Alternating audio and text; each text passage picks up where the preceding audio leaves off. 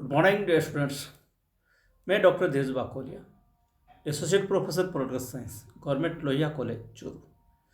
अपन चल रहे हैं बीए भाग प्रथम, और प्रथम में अपन चल रहे हैं राजनीति विज्ञान का अन्य समाज विज्ञानों के साथ संबंध। इस संबंध में आज अपन बात करना चाह रहे हैं राजनीति विज्ञान का अर्थशास्त्र के साथ संबंध।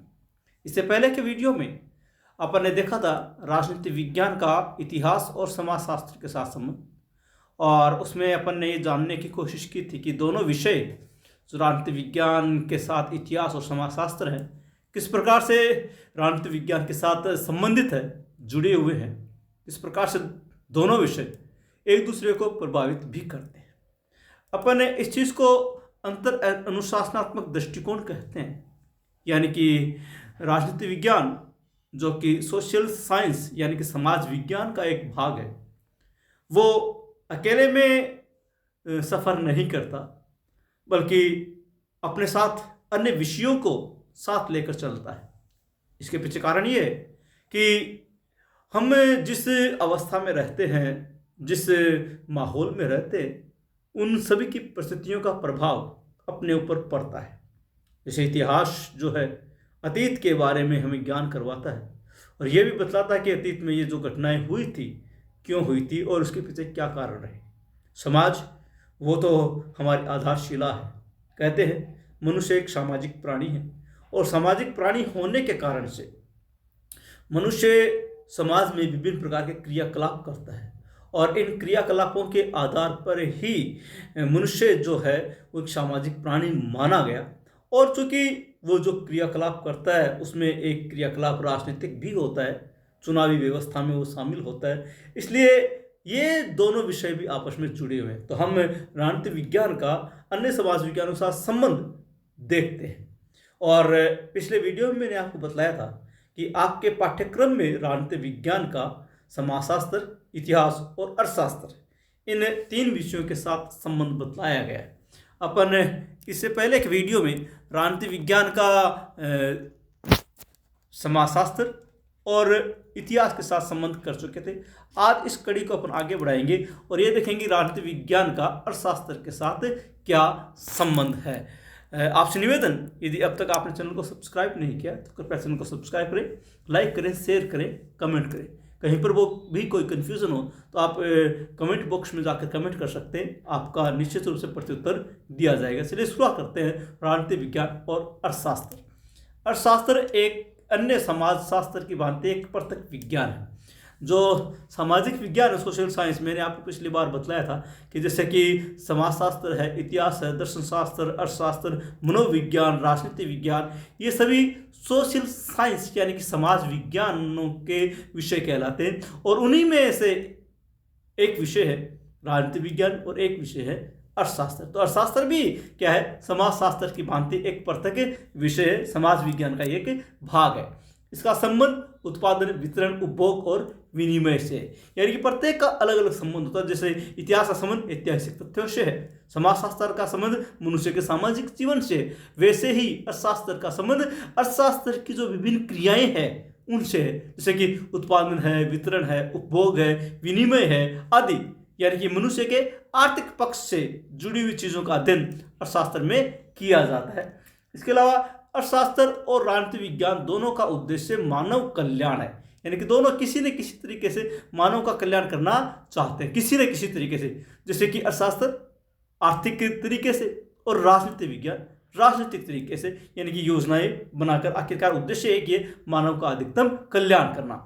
सरकार अथवा राज्य के अभाव में कोई भी आर्थिक व्यवस्था नहीं टिक सकती, यानी कि आर्थिक व्यवस्था को बनाए रखने के लिए, चलाने के लिए और उसका विकास करने के लिए जिस चीज़ की आवश्यकता होती है वो है राजनीतिक व्यवस्था। तो आज अपन ये देखने की कोशिश करेंगे राजनीति विज्ञान और अर्थशास्त्र पारस्परिक रूप से कैसे निर्भर है। राजनीति विज्ञान और अर्थशास्त्र की पारस्परिक निर्भरता, राजनीति विज्ञान पर अर्थशास्त्र का प्रभाव, राजनीति विज्ञान पर, यानी कि राजनीति विज्ञान को अर्थशास्त्र कैसे प्रभावित करता है। राजनीति को दिशा प्रदान करना, पहला कार्य जो अर्थशास्त्र राजनीति विज्ञान के लिए करता है वो है राजनीति को दिशा प्रदान करता है। आर्थिक व्यवस्था कैसे, आर्थिक परिस्थितियों के आधार पर राजनीतिक परिवर्तन होते हैं और आर्थिक असंतोष राजनीतिक असंतोष का कारण होते हैं। इसलिए आर्थिक व्यवस्था राजनीति को दिशा प्रदान करती है, यानी कि जैसी आर्थिक परिस्थितियां होगी वैसे राजनीतिक परिवर्तन होंगे। जैसी आर्थिक परिस्थितियां वैसे राजनीतिक परिवर्तन। यदि राज्य की आर्थिक स्थिति सुदृढ़ है तो राजनीतिक व्यवस्था वैसी होगी, और राज्य की आर्थिक स्थिति कमजोर है तो राज्य की व्यवस्था वैसी होगी, क्योंकि राज्य वो सब नहीं कर पाएगा जो राज्य को करना चाहिए। मान लीजिए अपन एग्जाम्पल ले सकते हैं, एक तरफ भारत है एक तरफ पाकिस्तान है, दोनों ने एक साथ स्वतंत्रता प्राप्त की, दोनों ने एक साथ कदम उठाए, दोनों एक साथ चले, एक साथ यूं चलना प्रारंभ किया, सब कुछ सिस्टम एक जैसा बना। लेकिन उसके बावजूद भी भारत बहुत आगे निकल गया और पाकिस्तान आर्थिक रूप से धीरे धीरे जर्जर होता चला गया। और जैसे आर्थिक परिस्थितियां बनी वहां पर वैसे वैसे राजनीतिक रूप में भी परिवर्तन हुए, क्योंकि वहां पर लोकतंत्र का विकास नहीं हो पाया, आर्थिक व्यवस्था सुदृढ़ नहीं रही, तो सरकारों का परिवर्तन होता रहा, पतन होता रहा, तख्ता पलट होता रहा, सैनिक क्रांतियां होती रही, जो कि भारत में सब चीजें लोकतांत्रिक तरीके से हुआ, क्योंकि यहाँ की आर्थिक व्यवस्था सुदृढ़ रही है और आज भी। तो जिस प्रकार की आर्थिक व्यवस्था होती है उसी प्रकार की राजनीतिक व्यवस्था होती है, क्योंकि वो किसी न किसी रूप में राजनीतिक व्यवस्था को प्रभावित करती है। राजनीतिक कार्य प्रभावित, आर्थिक व्यवस्था राज्य के कार्य को व्यापक रूप से प्रभावित करती है। राज्य के कार्य सिद्धांत के पीछे आर्थिक व्यवस्था क्रियाशील रहती है, यानी कि राजनीतिक कार्य प्रभावित होंगे कैसे? अर्थव्यवस्था से। जैसे कि अपन एग्जाम्पल के तौर पर बात करें, भारत एक लोक कल्याणकारी राज्य है और लोक कल्याणकारी राज्य होने के नाते भारत सरकार का यह दायित्व होता है कि वो जनता का अधिकतम कल्याण करे। इसलिए भारत सरकार जनता के कल्याण के लिए, गरीबों के कल्याण के लिए विभिन्न प्रकार की योजनाएं बनाती है। जैसे एक एग्जाम्पल ले यहाँ पे कि जो पेंशन है विभिन्न लोगों को पेंशन दे दी जाती है, जैसे विधवा पेंशन होती है, विकलांग पेंशन होती है, वृद्धावस्था पेंशन होती है। इसके अलावा विभिन्न प्रकार की योजनाओं के माध्यम से जनता को अधिकतम लाभ देने का प्रयास किया जाता है, रोजगार देने का प्रयास किया जाता है, उनकी गरीबी दूर करने का प्रयास किया जाता है। जैसे कि जो बीपीएल से नीचे जीवन यापन कर रहे हैं लोग हैं, उनको बहुत कम मूल्य पर गेहूं और चावल जैसी चीज़ें दी जाती ताकि वो भरपेट खाना खा सके, भूखे जीवन ना जिए। तो ये सब चीज़ें किस पर निर्भर करती है? आर्थिक व्यवस्था पर। यदि हमारी आर्थिक व्यवस्था अच्छी होगी तो हम जनता को और ज़्यादा लाभ दे पाएंगे, और अगर आर्थिक व्यवस्था कमज़ोर होगी तो ये जो चीज़ें मैंने बताई आपको, जो योजनाएं बताई, जो पेंशन जैसी चीज़ें बताई, हम वो जनता को नहीं दे पाएंगे। इसलिए हमारे कार्य प्रभावित होंगे। आर्थिक व्यवस्था अच्छी है तो हमारे राज्य कार्य अच्छे होंगे, और आर्थिक व्यवस्था कमज़ोर है तो हम वो चीज़ नहीं कर पाएंगे जो हम करना चाहते हैं। इसलिए हमारी आर्थिक व्यवस्था से राजनीतिक कार्य प्रभावित होते हैं। आर्थिक संतोष की कमी, किसी भी राज्य का स्थायित्व नागरिकों के आर्थिक संतोष पर निर्भर करता है। अधिकांश क्रांतियों का मुख्य कारण आर्थिक असंतोष ही रहा है, चाहे फ्रांस की राज्य क्रांति हो, चाहे रूस व चीन की साम्यवादी क्रांति हो। ये सब हमारे एग्जाम्पल है। यानी कि लोगों का आर्थिक रूप से संतुष्ट रहना आवश्यक है। यदि वो आर्थिक रूप से संतुष्ट नहीं है तो राजनीतिक व्यवस्था कायम नहीं रह सकती। इतिहास गवाह है कि जितनी भी प्रकार के इतिहास में क्रांतियां हुई है, सबके पीछे आर्थिक कारण ही रहा है, आर्थिक असंतोष। जैसे अपन फ्रांस की क्रांति की बात करें तो फ्रांस में सारी की सारी शक्तियां जो थी वो उच्च वर्ग के हाथ में थी, और उच्च वर्ग के हाथ में होने के कारण से जो गरीब वर्ग था उनके पास कुछ भी नहीं था, उनका शोषण होता था। तो आखिरकार जो निम्न वर्ग था उसने क्रांति की। रूस की क्रांति और चीन की क्रांति के पीछे भी यही कारण रहा है। तो अगर आर्थिक रूप से व्यक्ति संतुष्ट होंगे कि उनका काम ठीक है, सब व्यवस्थाएं ठीक है, उनको टाइम टू टाइम सब चीज़ें प्राप्त हो रही है, वेतन भत्ते आदि मिल रहे हैं, रोजगार मिल रहा है, गरीबी से दूरी हो रही है, गरीबी खत्म हो रही है, सब साधन उनको अवेलेबल हो रहे हैं, प्राप्त हो रहे हैं, तो व्यक्ति संतुष्ट रहेगा तो वो क्रांति के बारे में नहीं सोचेगा। लेकिन अगर व्यक्ति असंतुष्ट है, व्यवस्था से नाराज है, तो निश्चित रूप से वो क्रांति करेगा। तो आर्थिक संतोष आर्थिक व्यवस्था पर निर्भर करता है, और अगर आर्थिक व्यवस्था सही है तो राजनीतिक व्यवस्था भी सही रहेगी। राज्य के स्वरूप पर प्रभाव, राज्य के स्वरूप, संगठन, संविधान आदि पर आर्थिक शक्तियों का प्रभाव दिखाई देता है।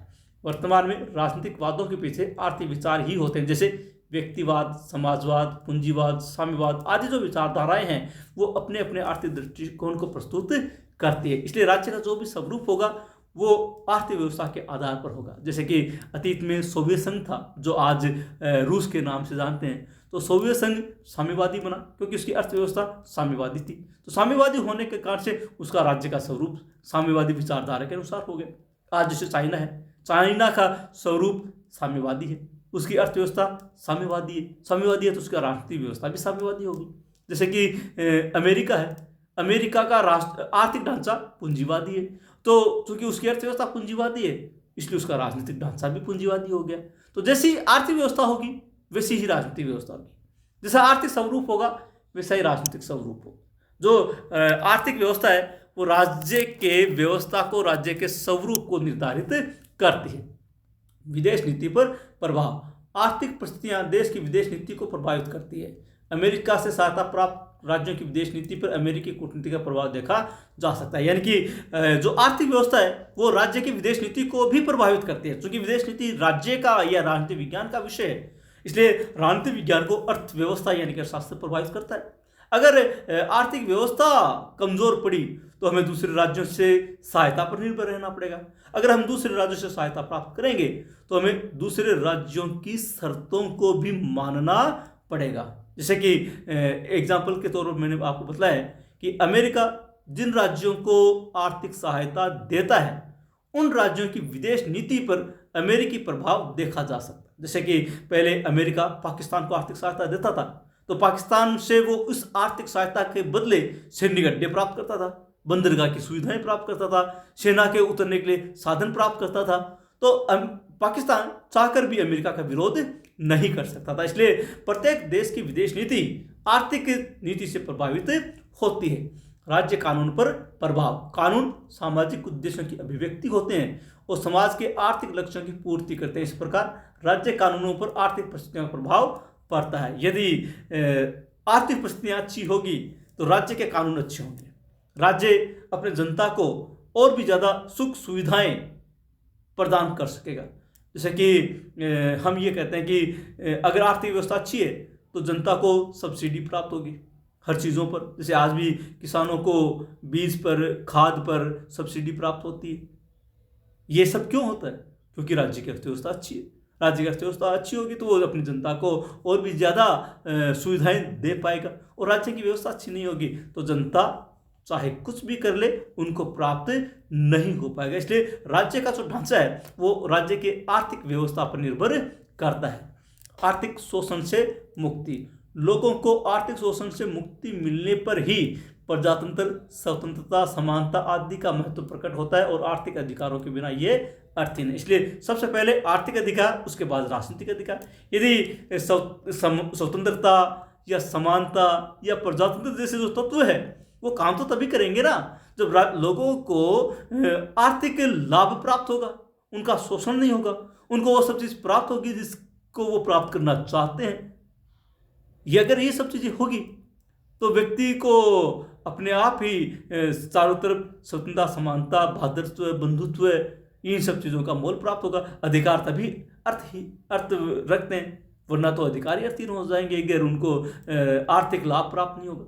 तो इसलिए प्रत्येक राज्य को अगर सही तरीके से संतुलित रूप से रखना है तो इसलिए जनता का आर्थिक शोषण नहीं होना चाहिए, जनता को वो सब चीज़ें मिले, और अगर ये सब मिलेगा तब राजनीतिक व्यवस्था सही तरीके से कार्य कर पाएगी। शासन तंत्र का निर्माण, आर्थिक स्थिति शासन की रूपरेखा व क्षेत्र निश्चित करती है। जिस प्रकार आर्थिक संगठन में परिवर्तन होते हैं उसी प्रकार राजनीतिक संगठन में भी परिवर्तन होते हैं। यानी कि अर्थव्यवस्था बदलेगी तो राजनीतिक व्यवस्था भी निश्चित रूप से बदलेगी। जब भी चुनाव होते हैं, चुनाव के समय राजनीतिक दल सबसे पहले जनता के सामने अपने आर्थिक विचार रखते हैं कि जैसे यदि हम आए या हमारी सरकार आई तो हम ये करेंगे, हम वो करेंगे। जैसे सरकार दल घोषणा करते हैं कि हम बिजली मुफ्त देंगे, हम लोगों को इतनी पेंशन देंगे, हम विद्यार्थियों को लैपटॉप बांटेंगे, हम महिलाओं को मोबाइल बांटेंगे। तो ये सब कुछ क्या है? ये आर्थिक दृष्टिकोण तो प्रकट करते हैं, आर्थिक व्यवस्था को ही तो प्रकट करते हैं। इसलिए शासन तंत्र जो है उसका निर्माण कौन चीज कर रही है? आर्थिक व्यवस्था कर रही है कि आर्थिक व्यवस्था के आधार पर होते हैं। जैसे व्यक्तियों को जो कार्मिक होते हैं, जो सरकारी कर्मचारी अधिकारी होते हैं, उनको समय समय पर सरकार जो है वेतन, भत्ते, सुविधाएं आदि प्रदान करती है। क्यों कर पाती है? अगर उनकी आर्थिक व्यवस्था अच्छी है, वरना लोगों को वो सब प्राप्त नहीं हो पाता। इसलिए शासन तंत्र का जो निर्माण है वो आर्थिक व्यवस्था को ध्यान में रखकर ही होता है। अब बात करते हैं अर्थशास्त्र पर राजनीतिक विज्ञान का प्रभाव। अभी अपने बात की थी राजनीतिक विज्ञान पर अर्थशास्त्र का प्रभाव, यानी राजनीतिक विज्ञान को अर्थशास्त्र कैसे प्रभावित करता है। अब अपन बात करेंगे अर्थशास्त्र को राजनीतिक विज्ञान कैसे प्रभावित करती है, उस पर कैसे प्रभाव डालती है। पहला, सरकारी नीतियों का आर्थिक व्यवस्था पर प्रभाव, यानी कि सरकार का कर पद्धति, आयात निर्यात नीति, बैंक पद्धति, उत्पादन, वितरण, खपत, वित्त, मुद्रा, मापतोल, लेन देन आदि पर पूर्ण नियंत्रण रहता है। यानी कि ये नीतियां कौन तय करती है? सरकार ही तो करती है।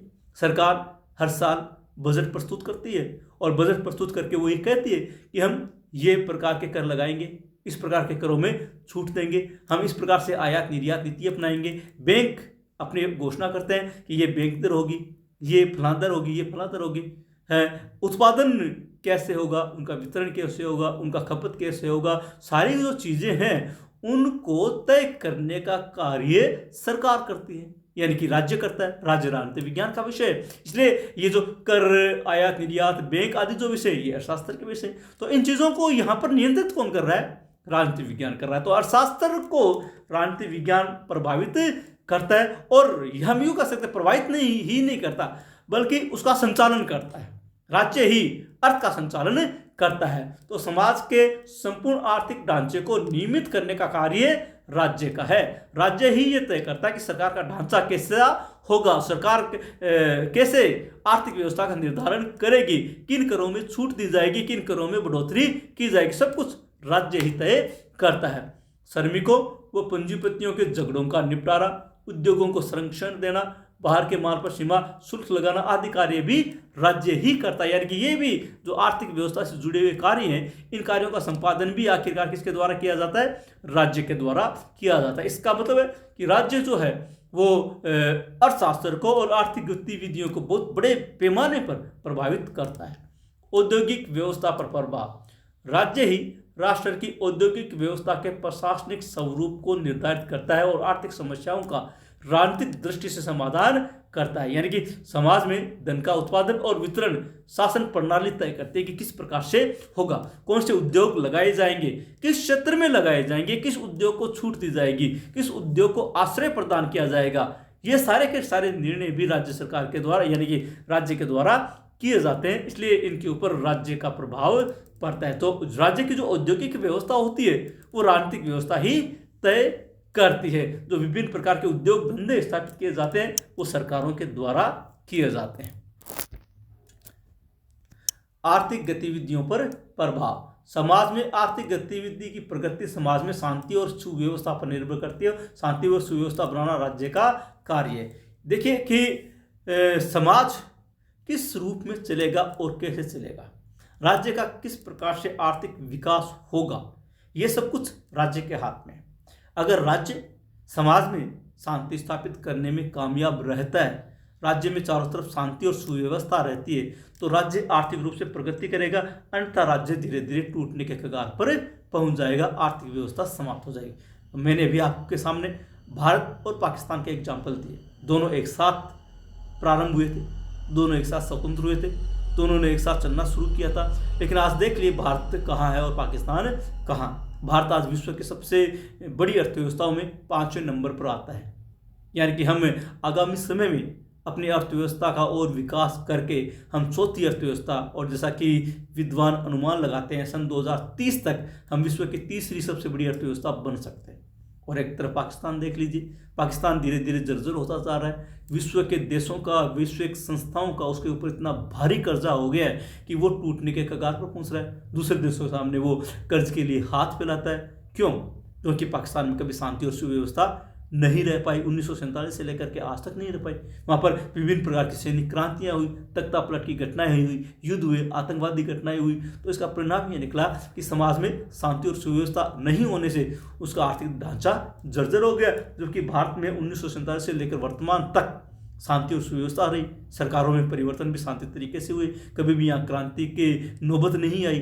तो इसके कारण से हमारी अर्थव्यवस्था आज मजबूत है। तो आर्थिक गतिविधियाँ मजबूत रहे, इसका जिम्मा किसके ऊपर है? राजनीतिक व्यवस्था पर, ताकि वो समाज में शांति और व्यवस्था बनाए रखेगी तो आर्थिक व्यवस्था अपने आप मजबूत होती चली जाएगी, सुदृढ़ होती चली जाएगी। राज्य के संगठन पर प्रभाव, राज्य के गठन का आर्थिक व्यवस्था पर प्रभाव पड़ता है। यदि राज्य गठन का आधार पूंजीवादी सिद्धांत है तो आर्थिक क्षेत्र में छूट और स्वतंत्रता मिलेगी, और यदि आधार साम्यवादी है तो आर्थिक स्रोतों का सामाजिकरण और राष्ट्रीयकरण हो जाएगा। यानी कि राज्य किस प्रकार का है, जैसे अपन कई विचारधारा देखते हैं, पूंजीवादी है, साम्यवादी है, उदारवादी है, समाजवादी है, ये सब कुछ आर्थिक दृष्टिकोण है कि जैसे अपन आर्थिक व्यवस्था का संचालन कैसे करते हैं वैसे राजनीतिक व्यवस्था बनेगी।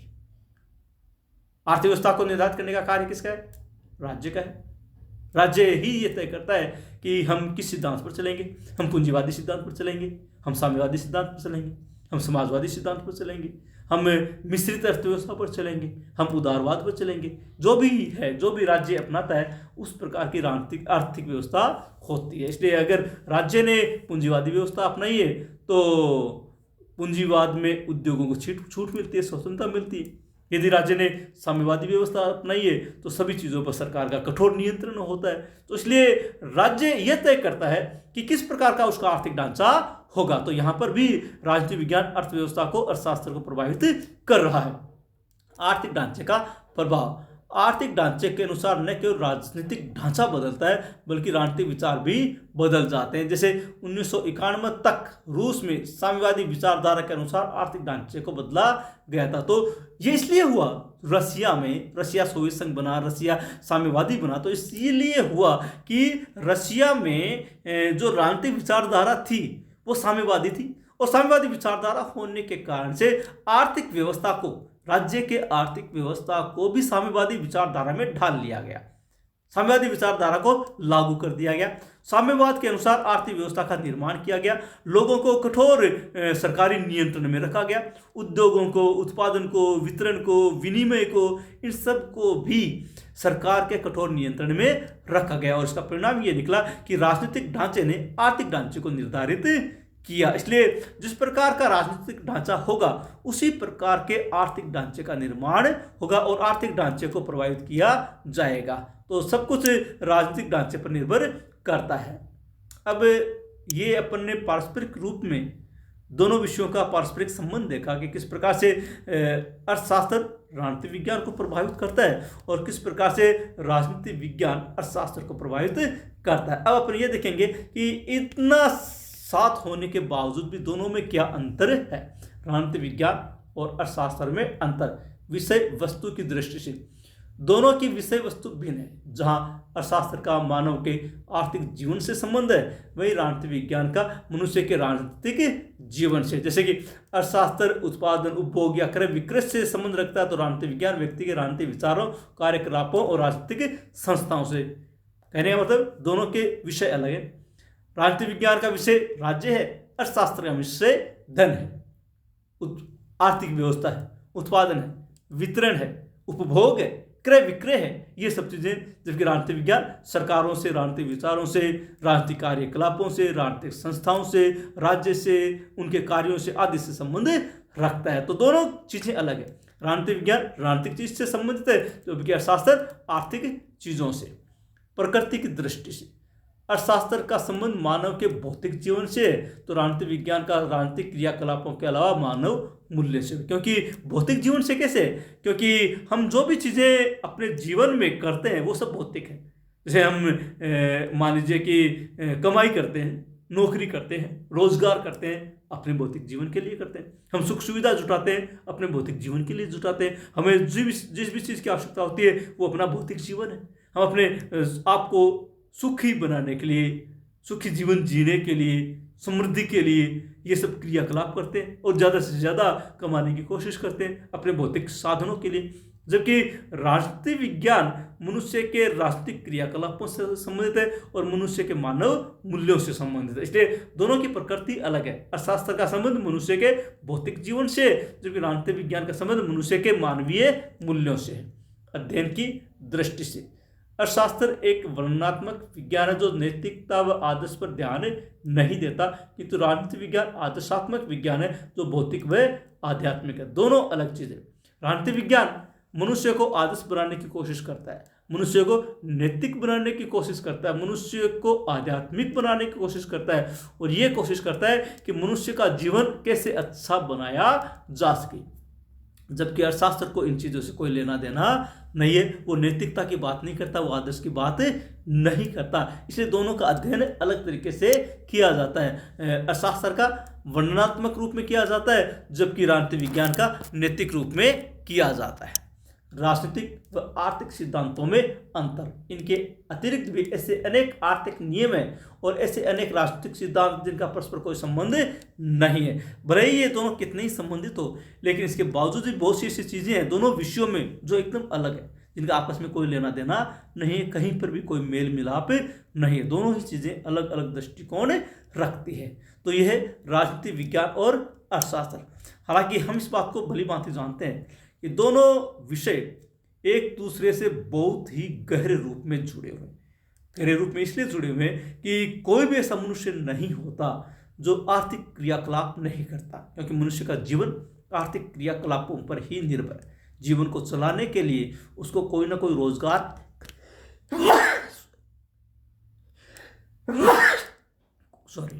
कोई ना कोई रोजगार करना पड़ता है, कोई ना कोई काम धंधा करना पड़ता है।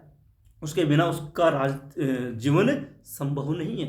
जबकि राजनीति विज्ञान जो है मनुष्य के केवल राजनीतिक पक्ष पर बल देता है। हालांकि मनुष्य चूंकि एक सामाजिक प्राणी है, सामाजिक प्राणी होने के नाते मनुष्य समाज में रहता है और समाज में रहते हुए विभिन्न प्रकार के क्रियाकलाप करता है। जैसे राजनीतिक क्रियाकलाप भी करता है तो वो आर्थिक क्रियाकलाप भी करता है, सामाजिक क्रियाकलाप भी करता है तो वो सांस्कृतिक क्रियाकलाप भी करता है। सारे के सारे काम वो करता है। इसलिए मनुष्य एक साथ सामाजिक प्राणी भी है, राजनीतिक प्राणी भी है, आर्थिक प्राणी भी है, धार्मिक प्राणी भी है, सांस्कृतिक प्राणी भी है। सभी प्रकार प्राणी सारे सारे काम करता है। इसलिए मनुष्य का जो जीवन है वो इन सारे विषयों से किसी न किसी प्रकार से संबंधित है। तो अर्थशास्त्र और राजनीति विज्ञान दोनों पारस्परिक रूप में, घनिष्ठ रूप में संबंधित भी है, तो इन दोनों में अंतर भी पाया जाता है। तो यह है राजनीति विज्ञान का अर्थशास्त्र के साथ संबंध। आपके जो पाठ्यक्रम में 3 विषयों के साथ राजनीति विज्ञान के संबंध थे, इतिहास, समाजशास्त्र और अर्थशास्त्र, अपन ने तीनों को कर लिया। इसे अंतर अनुशासनात्मक दृष्टिकोण भी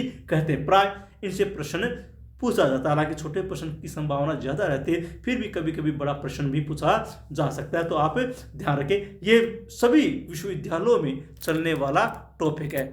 मिलते हैं अगले वीडियो में। कहीं पर भी कोई कंफ्यूजन हो तो आप कमेंट बॉक्स में जाकर लिखें।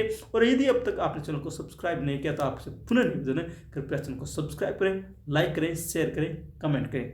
मिलते हैं अगले वीडियो में, तब तक के लिए धन्यवाद।